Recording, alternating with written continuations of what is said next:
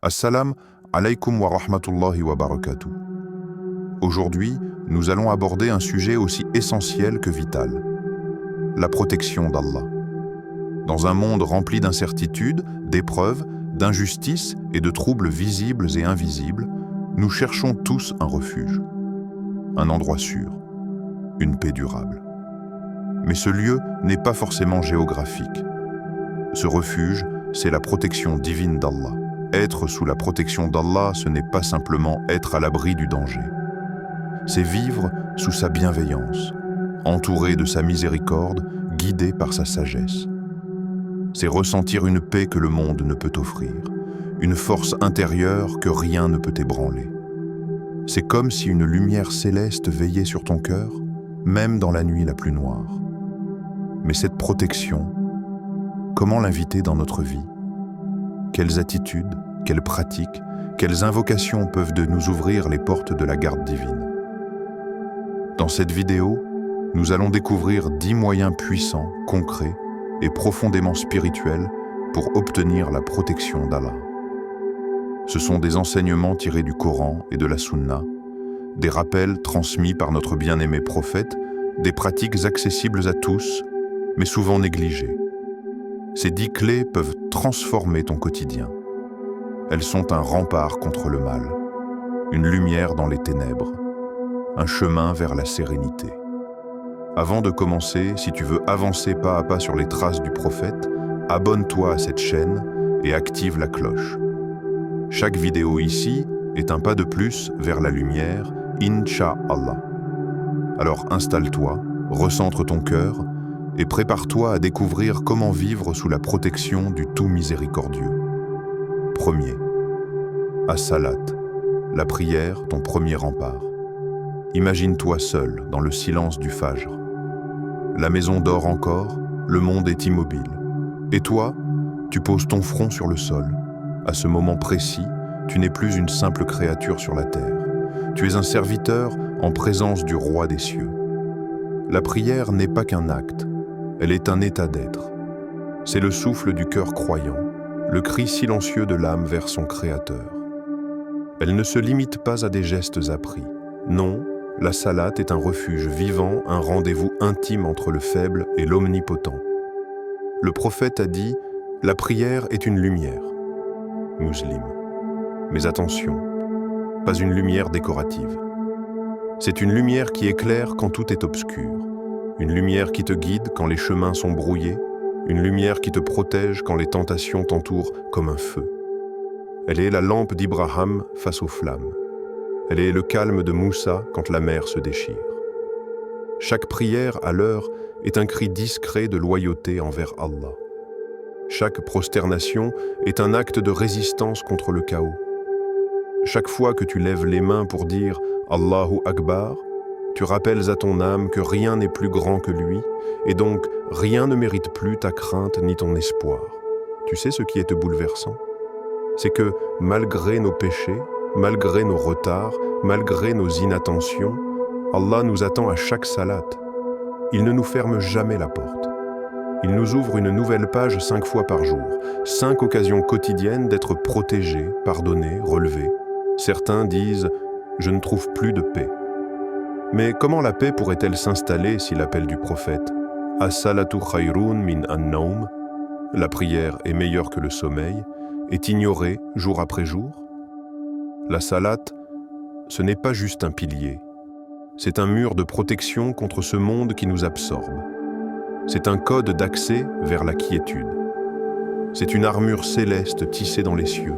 Et dans chaque prosternation sincère, tu dis sans parler « Ya Rab, je suis là, protège-moi ». 2. Le Coran. La parole qui te garde éveillé. Il y a des livres qu'on lit et il y a un livre qui nous lie. Le Coran, ce n'est pas une œuvre figée dans le passé.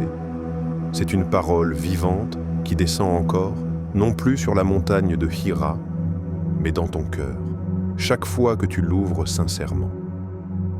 Allah dit dans la sourate Al-Isra, « Nous faisons descendre du Coran ce qui est une guérison et une miséricorde pour les croyants. » 17,82. Tu as bien entendu, une guérison. pas seulement pour le corps, mais pour les blessures qu'aucun médecin ne voit. Un verset récité dans le calme du soir peut calmer une crise d'angoisse. Une sourate chuchotée avant de dormir peut chasser les ombres invisibles qui rôdent autour de ton esprit. Certains cherchent des protections physiques, portes blindées, caméras, serrures, mais le vrai blindage, c'est Ayat al-Kurs, murmuré après la prière.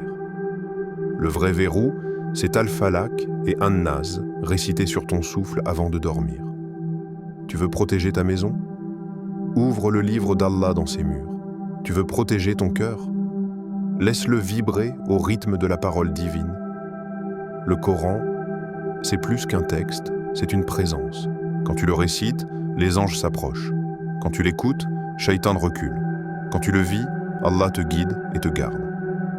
Astuce prophétique. Avant de fermer les yeux chaque soir, récite Ayat al-Kurs 255, Al-Ikhlas, Al-Falaq, An-Nas, ces versets, selon les hadiths, te protègent jusqu'au matin. Une barrière que même les djinns ne peuvent franchir. Et si tu savais combien ces versets te protègent, tu ne passerais jamais une nuit sans eux. Le prophète récitait le Coran avec des larmes. Ses compagnons le portaient dans leur poitrine. Et toi, est-ce que ton cœur l'a entendu aujourd'hui? Est-ce que ton âme s'en est nourrie? Parce qu'en vérité, le Coran ne t'abandonnera jamais si toi tu ne l'abandonnes pas. 3. L'intention sincère. Le cœur pur attire la protection. Arrête-toi un instant. Pose cette question à ton âme. Pourquoi fais-tu ce que tu fais? Pourquoi pries-tu? Pourquoi donnes-tu? Pourquoi t'exprimes-tu en bien? Est-ce pour être vu, félicité, respecté? Ou est-ce simplement pour qu'Allah soit satisfait de toi, même si personne ne te voit, ne t'applaudit, ne te remercie? Le prophète l'a résumé dans une parole aussi courte que puissante. Les actions ne valent que par les intentions. Bukhari al-Muslim. La sincérité, Al-Ikhlas, est invisible aux yeux des gens, mais elle est claire comme le jour aux yeux d'Allah. C'est un acte du cœur, silencieux, mais plus bruyant que tous les discours. Elle transforme une simple action en adoration, un regard bienveillant en acte spirituel, une aumône cachée en trésor éternel, et surtout, elle attire la protection divine. Tu veux qu'Allah veille sur toi? Fais de lui l'unique raison de tes actes. Ne cherche ni popularité, ni reconnaissance, ni ego spirituel. Cherche seulement son regard. Parce que le cœur pur est un sanctuaire et Allah protège ce qu'il aime. Regarde la sincérité d'Ibrahim, alayhi salam. Seul contre une ville entière, il a été protégé du feu. Vois la sincérité de Youssouf, alayhi salam. Emprisonné injustement, Allah l'a élevé à un rang de roi. Ils n'avaient ni soutien, ni richesse, ni notoriété, mais ils avaient de quelque chose de plus précieux, l'intention pure. Et toi, quand tu fais le bien, est-ce que ton cœur murmure « Pour toi, Ya Rab » Quand tu pries, est-ce que tu ressens que personne ne compte sauf lui? Quand tu aides, est-ce que tu oublies que les gens regardent parce que tu sais qu'Allah regarde mieux? Tu veux être protégé? Alors nettoie ton intention. Rends-la limpide, comme une goutte d'eau qui tombe du ciel, parce qu'un cœur purifié est un cœur que le mal ne peut plus atteindre. 4. Le dhikr, te souvenir d'Allah, c'est être sous sa garde. Ferme les yeux un instant. Le monde tourne, vite, bruyamment, sans arrêt. Mais ton cœur, lui, a besoin de silence, de direction, de rappel. C'est là que le dhikr vient poser sa lumière. Quand tu dis « Subhanallah », tu déclares que ton Seigneur est au-dessus de toute imperfection. Quand tu dis « Alhamdulillah », tu reconnais que chaque souffle, chaque sourire, chaque victoire lui appartient. Quand tu dis « Allahu Akbar », tu replaces ta vie sous la majesté d'Allah au-dessus de tout. Et quand tu dis « La ilaha illa Allah », tu te déconnectes du monde, pour ne t'accrocher qu'à lui. Ces mots, simples en apparence, sont en réalité des clés. Elles ouvrent les portes de la sérénité. Elle ferme les issues que Shaitan cherche à emprunter pour semer l'oubli, la peur ou l'arrogance. Car Shaitan ne craint rien autant qu'un cœur vibrant au nom d'Allah. Allah t'a fait une promesse dans son livre. « Souvenez-vous de moi, je me souviendrai de vous » Sourate Al-Baqarah 252. Est-ce que tu réalises ce que cela signifie? Le roi des cieux, le maître de l'univers, te dit « Souviens-toi de moi, et je serai là avec toi. » Il n'est pas dit « Je t'observerai ». Il dit « Je me souviendrai de toi. » Et celui qui se souvient de toi ne te laisse jamais seul. Le dhikr, ce n'est pas juste un acte spirituel. C'est un refuge, un écho dans ton âme, un filet invisible qui te sauve de la chute quand tout semble s'écrouler. Le prophète a dit « L'exemple de celui qui invoque son Seigneur et celui qui ne l'invoque pas est comme celui du vivant et du mort. » Bukhari.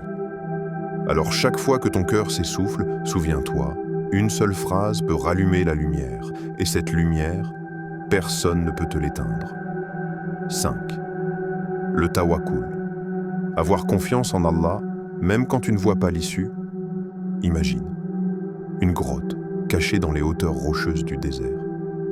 Le vent souffle doucement. Dedans, 2 hommes, un prophète et son compagnon. Dehors, des ennemis armés, à quelques pas, prêts à tuer. La tension est palpable, le danger est réel. Abu Bakr tremble, inquiet, mais Muhammad, le messager d'Allah, le rassure d'une parole qui traverse les siècles. « Ne sois pas triste, car Allah est avec nous. » Sourate At-Tawbah 9:40. Il ne voit pas d'issue matérielle, mais il sait. Il sait que la compagnie d'Allah suffit à renverser toutes les équations humaines. Ça, c'est le tawakkul, pas une attente passive, pas un simple « Inch'Allah » lancé par habitude. Le tawakkul, c'est marcher vers l'océan, même quand tu ne vois pas le pont. C'est semer, en sachant que c'est Allah qui fait pousser. C'est frapper aux portes, tout en étant certain que la clé est dans les mains du Très-Haut. Tu veux être protégé comme dans cette grotte? Alors apprends à remettre ton affaire entre les mains du Seigneur du ciel. Pas avec paresse, mais avec une énergie sincère, une action vraie, puis un lâcher-prise confiant. Allah dit dans le Coran, « Et quiconque place sa confiance en Allah, il lui suffit. » Sourate At-Talaq 65:3. Combien de fois tu t'es senti étouffé, bloqué, perdu? Et puis il y a d'un coup une solution inattendue. Un secours, discret, précis, tombé du ciel comme une pluie sur un désert aride. C'était Allah, c'est toujours Allah. Le tawakkul n'est pas une technique, c'est une posture, une façon de voir le monde, de respirer, de réagir. C'est vivre en sachant que celui qui tient les étoiles en équilibre peut gérer ton souci et qu'il ne dort jamais. Quand le monde vacille, ceux qui ont mis leur confiance en Allah ne vacillent pas. Ils savent que là où l'humain recule, la providence avance. 6. Faire le bien. Chaque bonne action est une barrière contre le mal. Tu sais, parfois, faire le bien, ça ne ressemble à rien d'extraordinaire. C'est juste tendre une main. Donner un regard doux à quelqu'un que tout le monde ignore. Répondre avec calme, même quand tu aurais pu éclater. Glisser une pièce dans une boîte sans que personne ne voie. Et pourtant, ce geste-là, discret, presque invisible, Allah le voit. Et Allah n'oublie rien. Le prophète nous a dit « La sadaqa éteint les péchés comme l'eau éteint le feu ». Tirmidhi. Essaie d'imaginer ça. Chaque faute que tu portes comme une braise sous la peau, une seule bonne action, sincère, et l'eau descend. Pshh. La brûlure s'éteint, et ton âme respire de nouveau. Tu crois que tu fais le bien pour aider quelqu'un d'autre. Mais en vérité, tu construis autour de toi une barrière invisible, une forteresse douce, faite de bénédictions. Ce n'est pas seulement toi qui fais du bien. Le bien te fait aussi. Et plus tu avances dans cette voie, plus tu t'habilles d'une lumière que même les anges reconnaissent. Tu n'as pas besoin de témoins, pas besoin de likes. Le secret avec Allah, c'est la beauté la plus pure. Le monde te pousse à montrer, à prouver, à recevoir. Mais Allah, lui, te suffit.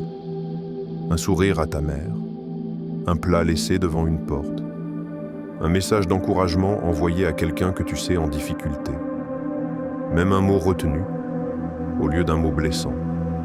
Tout ça, c'est écrit. Et tout ça te protège. Fais le bien, même si tu penses que c'est petit.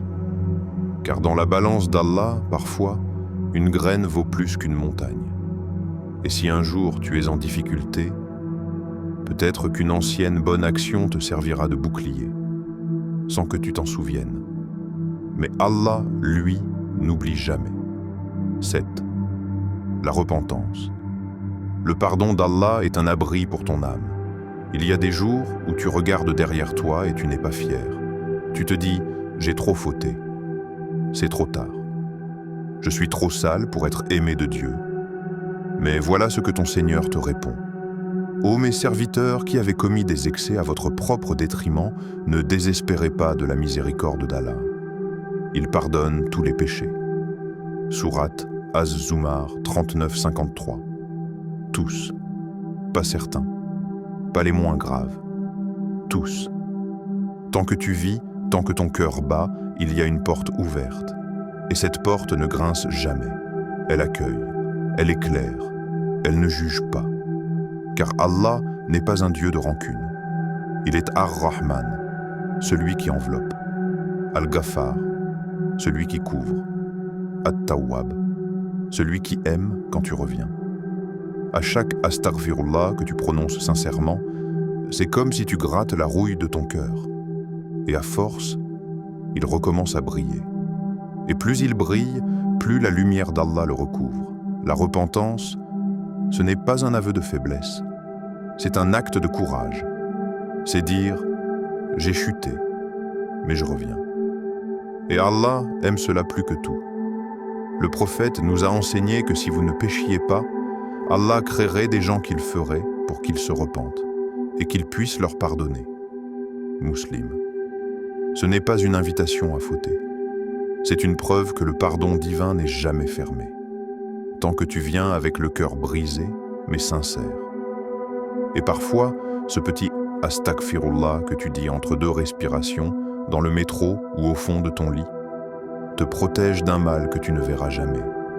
Alors reviens. Reviens autant qu'il le faudra. Ton âme n'a pas été créée pour rester souillée. Elle a été faite pour retourner vers la lumière. Et Allah t'attend, toujours. Une lumière qui éclaire quand personne ne le fait pour toi. Et parfois, c'est grâce à cette patience que des portes s'ouvrent. Des portes que ni les gens, ni l'argent, ni les diplômes, ni les stratégies ne pouvaient ouvrir. Mais que le sabre a déverrouillé. Sans bruit. Chaque instant où tu patientes, tu es en train de tisser une protection autour de ton âme. Un manteau invisible que seuls ceux qui ont connu l'épreuve peuvent reconnaître. Et ce manteau, c'est Allah qui le pose sur toi. Alors retiens bien ceci. Quand tout se ferme devant toi, ne crie pas, ne fuis pas, ne désespère pas. Reste et tiens-toi dans la patience, parce que dans cet instant précis, Allah est avec toi. Tu as maintenant entre les mains 10 clés, 10 gestes, 10 choix, 10 lumières. Chacune d'elles est à ta portée. Aucune ne demande richesse, force physique ou position sociale, mais toutes ont le pouvoir de changer ta vie. Dans un monde où l'insécurité ne cesse de croître, où les épreuves deviennent de plus en plus subtiles, la véritable protection ne se trouve ni dans des murs, ni dans l'argent, ni dans le contrôle. Elle se trouve dans la proximité avec Allah. Et ces 10 clés, c'est lui qui te les a laissées. Tu veux vivre protégé? Alors prie, lis le Coran, rappelle son nom.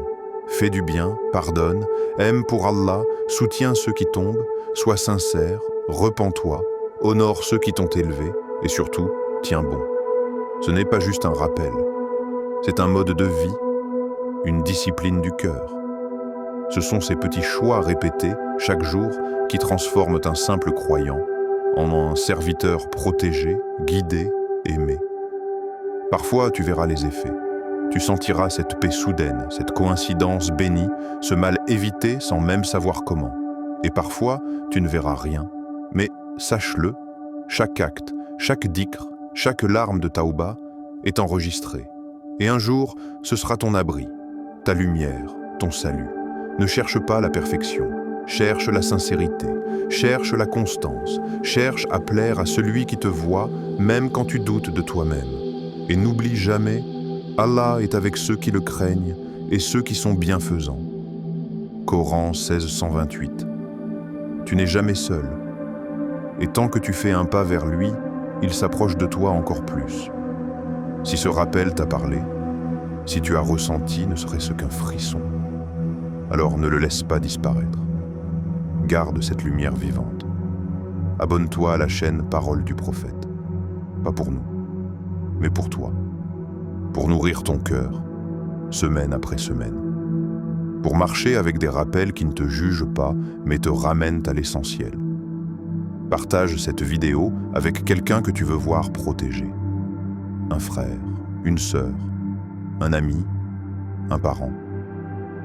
Peut-être qu'un seul mot, entendu au bon moment, changera sa destinée. Qu'Allah te protège, te guide et te remplisse de sa lumière. Qu'il fasse de toi un cœur vivant, éclairé et aimé de lui. Amen.